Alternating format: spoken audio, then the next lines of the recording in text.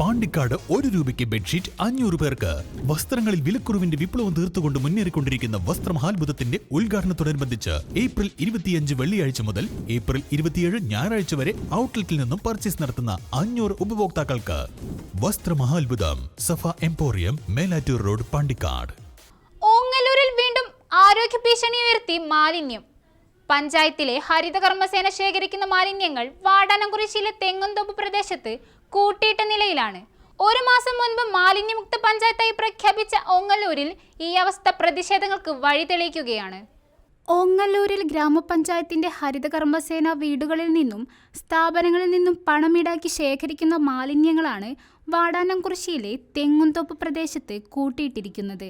ചാക്കുകളിലും കവറുകളിലുമായി load കണക്കിന് മാലിന്യമാണ് ഇവിടെ തള്ളിയിരിക്കുന്നത്. മഴ പെയ്യുന്നതോടെ ഈ മാലിന്യങ്ങളിൽ നിന്നുള്ള മലിനജലം അടുത്തുള്ള ജനവാസ മേഖലയിലെ കിണറുകളിലും മറ്റ് ജലസ്രോതസ്സുകളിലും കലരാൻ സാധ്യതയുണ്ട്. ഇത് ഗുരുതരമായ ആരോഗ്യ പ്രശ്നങ്ങൾക്ക് കാരണമാകും. തെരുവ് നായ്ക്കൾ മാലിന്യം കടിച്ച് വലിച്ചിഴച്ച് റോഡുകളിലും വീടുകളിലും കുടിവെള്ള സ്രോതസ്സുകളിലും എത്തിക്കുന്നത് സ്ഥിതി കൂടുതൽ രൂക്ഷമാക്കുന്നു. മഞ്ഞപ്പിത്തം, ഡെങ്കിപ്പനി തുടങ്ങിയ പകർച്ചവ്യാധികൾ പടരുന്ന ഈ സാഹചര്യത്തിൽ അധികൃതരുടെ അലംഭാവം ഏറെ പ്രതിഷേധാർഹമാണ്.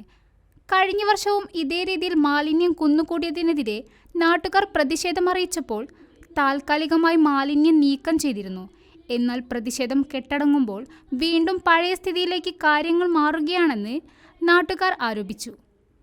ഒരു മാസം മുൻപ് മാലിന്യമുക്ത പഞ്ചായത്തായി പ്രഖ്യാപിച്ച ഓങ്ങല്ലൂരിലെ ഈ മാലിന്യ കൂമ്പാരം അധികൃതരുടെ കെടുകാര്യസ്ഥതയുടെയും വാഗ്ദാന ലംഘനത്തിൻ്റെയും ഉദാഹരണമാണ്. ഇത് ഓങ്ങല്ലൂരിലെ ജനങ്ങളുടെ ആരോഗ്യത്തിന് ഗുരുതരമായ ഭീഷണിയാണ് ഉയർത്തുന്നത്.